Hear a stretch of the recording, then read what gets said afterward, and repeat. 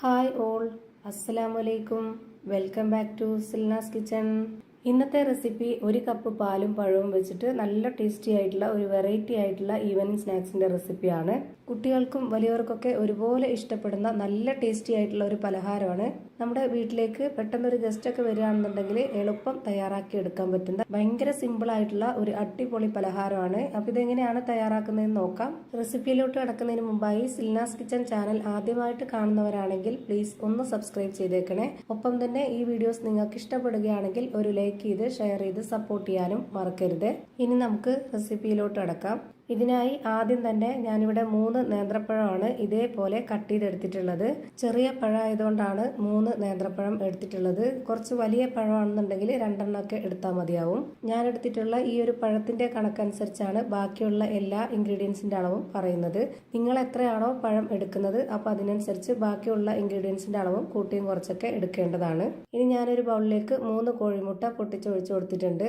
ഇതിലേക്ക് 60 ml കപ്പിന്റെ അളവിൽ 1/4 കപ്പ് പാൽപ്പൊടിയാണ് ഇട്ട് കൊടുക്കുന്നത്. 1 കപ്പോളം പാൽപ്പൊടി ഉണ്ടെങ്കിൽ ഇട്ട് കൊടുക്കാവുന്നതാണ്. ഇനി ഇതേ കപ്പ് അളവിൽ തന്നെ 1 കപ്പ് നിറയെ പഞ്ചസാര ഇട്ട് കൊടുക്കുന്നുണ്ട്. മധുരമൊക്കെ ഓരോരുത്തരുടെ ഇഷ്ടത്തിനനുസരിച്ച് കൂട്ടിയും കുറച്ചൊക്കെ ഇട്ട് കൊടുക്കാവുന്നതാണ്. ഇനി ഈ ഒരു മധുരത്തിനെ ഒന്ന് ബാലൻസ് ചെയ്യാനായിട്ട് ഒരു നുള്ള് ഉപ്പും കൂടെ ഇട്ട് കൊടുക്കാം. ഇനി ഈ ഒരു പലഹാരത്തിന് നല്ലൊരു മണത്തിന് വേണ്ടിയിട്ട് ഒരു 2 ഏലക്കയും കൂടെ ഇട്ട് കൊടുക്കാം. ഇനി ഇത് മിക്സിയുടെ ജാറിൽ അടിച്ചെടുക്കാൻ നോക്കരുത്. ഇതുപോലൊരു വിസ്ക് വെച്ചിട്ട് നന്നായിട്ടൊന്ന് ബീറ്റ് ചെയ്തിട്ടെടുക്കാം. മിക്സിയുടെ ജാറിൽ നന്നായിട്ട് അടിച്ചെടുക്കുകയാണെന്നുണ്ടെങ്കിൽ നമുക്ക് കറക്റ്റ് പരുവത്തിന് കിട്ടത്തില്ല. അതുകൊണ്ടാണ് ഇതുപോലെ വിസ്ക് വെച്ചിട്ട് ബീറ്റ് ചെയ്തെടുക്കാൻ പറഞ്ഞത്. ഇതേപോലെ നന്നായിട്ട് അടിച്ചെടുത്തിട്ടുണ്ട്. ഇനി ഇതൊന്ന് മാറ്റി വെച്ചേക്കാം. അടുത്തതായിട്ട് ഒരു കാര്യം കൂടി ചെയ്യാനുണ്ട്. അതിനുവേണ്ടി ഞാനിവിടെ ഒരു മിക്സിയുടെ ജാർ എടുത്തിട്ടുണ്ട്. ഇതിലേക്ക് 250 ml കപ്പിന്റെ അളവിൽ 1 കപ്പ് നിറയെ പാലൊഴിച്ചു കൊടുക്കാം. ഒട്ടും തന്നെ വെള്ളം ചേർക്കാത്ത നല്ല കട്ടിയായിട്ടുള്ള പാല് വേണം ഇതിനു വേണ്ടി എടുക്കാനായിട്ട്. ഇനി നിങ്ങൾക്ക് പശുമ്പാല് വേണ്ട, തേങ്ങാപ്പാൽ മതി എന്നുണ്ടെങ്കിൽ അതും നല്ല കട്ടിയായിട്ട് എടുക്കുക. എന്നാലും നല്ല ടേസ്റ്റ് ആണ്. നിങ്ങൾക്ക് അങ്ങനെ തേങ്ങാപ്പാലിൽ ചെയ്തിട്ടെടുക്കണമെന്നുണ്ടെങ്കിൽ അങ്ങനെ ചെയ്യാം. ഇതിലേക്ക് ഞാനിപ്പോൾ കട്ട് ചെയ്ത് വെച്ചിട്ടുള്ള ആ ഒരു പഴം മുഴുവനായിട്ടും ഇട്ട് കൊടുത്തിട്ടുണ്ട്. ഇനി ഇത് നന്നായിട്ടൊന്ന് അരച്ചെടുക്കാം. ഇത് നമ്മൾ പഴം ഇട്ട് കൊടുത്തതിന്റെ കൂടുതൽ പാൽ ഒഴിച്ചു കൊടുത്തത് കൊണ്ട് തന്നെ നന്നായിട്ട് അരഞ്ഞു കിട്ടുമൊന്നുമില്ല. ഇതേപോലെ തന്നെയാണ് വേണ്ടത്. അതായത് പകുതി പഴം നല്ലപോലെ അരയും വേണം, കുറച്ച് പഴം കടിക്കാനായിട്ട് കിട്ടുകയും വേണം. ആ ഒരു പരുവത്തിൽ കിട്ടാനായിട്ടാണ് ഇതുപോലെ നമ്മൾ തോനെ പാലൊഴിച്ചിട്ട് പഴം ഇട്ട് കൊടുത്ത് അരച്ചെടുക്കുന്നത്. ഇനി ഇതിലേക്ക് ഇട്ട് കൊടുക്കേണ്ടത് ചിരകിയ തേങ്ങയാണ്. 60 ml കപ്പിന്റെ അളവിൽ 1 കപ്പ് നിറയെ ചിരകിയ തേങ്ങയും കൂടെ ഇട്ട് കൊടുത്തിട്ട് ഇതുപോലെ നന്നായിട്ട് ഒന്നുകൂടി ഇളക്കി യോജിപ്പിച്ചെടുക്കാം. ഇനി ഇതൊന്ന് കുക്ക് ചെയ്തിട്ടെടുക്കാൻ വേണ്ടിയിട്ട് ഇവിടെ ഞാനൊരു പാൻ സ്റ്റൗവിലേക്ക് വെച്ചിട്ടുണ്ട്.